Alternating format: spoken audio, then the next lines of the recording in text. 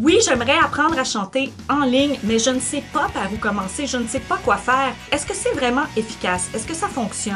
Aujourd'hui, je vous donne des astuces, des conseils pour bien apprendre à chanter en ligne et surtout, comment faire exactement. Donc, restez avec moi, c'est tout de suite. Bonjour tout le monde, ici Marie-Laurence Dubé, professeure de chant, coach vocal et fondatrice de l'école de chant La Voix chantée. Merci beaucoup d'être avec moi pour un tout nouvel épisode des Super Athlètes de la Voix.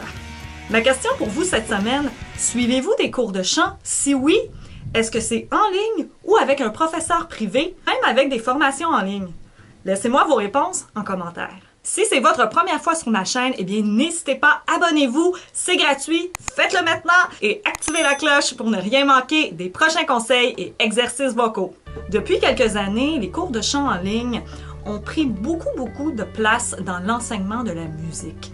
Pourquoi? Parce que les cours en ligne offrent beaucoup d'avantages. Les cours de chant en ligne ou même les formations en ligne vous offrent la possibilité de travailler à partir de la maison, à votre propre rythme et tout ça sans se déplacer. Donc, que vous chantiez le matin, le midi, le soir ou même à 2 heures du matin, vous avez accès à vos formations en ligne. Ça, 24 heures sur 24, wow! 7 jours sur 7 et à votre propre rythme. Super! Il y a plusieurs types de formations de chant disponibles sur Internet et vous devez choisir la méthode d'enseignement qui vous convient.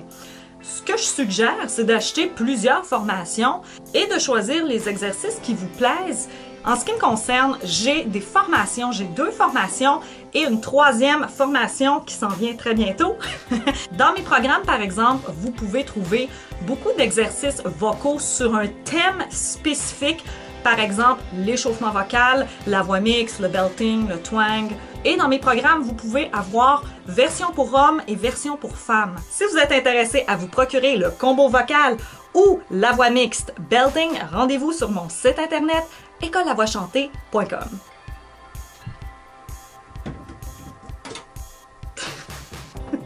Pour avoir une belle voix, on boit de l'eau. La question qui revient souvent est celle-ci. Oui, mais avec des cours en ligne, comment savoir si on fait les exercices correctement? Lorsqu'on travaille seul à la maison des exercices, c'est bien important d'écouter l'extrait avant de travailler l'exercice et de jamais forcer ni pousser sa voix. Si on ressent de la tension au niveau de la gorge, si on chante et on a mal, s'il y a une perte de voix, si vos cordes vocales ont de la difficulté à s'accoler et à vibrer, qu'on chante beaucoup en falsetto, si on est toujours à bout de souffle, c'est qu'il faut revenir à la base et se dire « OK, est-ce que ma respiration est bonne? Est-ce que ma posture est OK? Est-ce que je place bien mon son?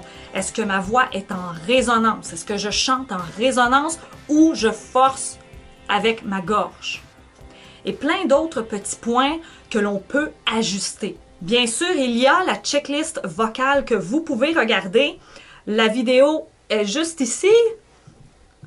Je sais pas quel côté. Mais en ce qui concerne mes programmes, j'essaie toujours de démontrer parfaitement l'exercice, puis de donner une explication de l'exercice assez détaillée. Et ce sont des exercices que je choisis personnellement pour vraiment cibler, par exemple, l'échauffement vocal ou, par exemple, des exercices pour travailler la voix mixte, le twang ou même le belting. Pour ceux et celles qui apprennent à chanter seul à la maison, premièrement, je vous dis bravo! Bravo d'avoir pris la décision d'acheter un programme ou de suivre des capsules en ligne sur YouTube.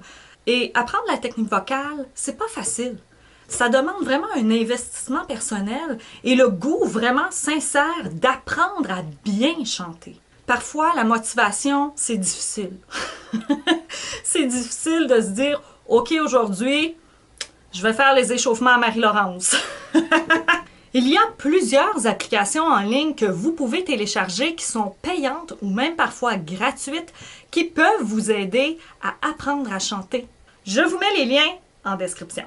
Mais éventuellement, c'est vrai que ça ne peut pas toujours remplacer un prof en privé 1 à 1. Lorsqu'on a un professeur de chant privé ou un coach privé, c'est que le cours est axé sur nous, sur notre voix. Donc, sur les aspects de notre voix que l'on doit travailler. Les cours de chant via Skype, c'est pas très compliqué.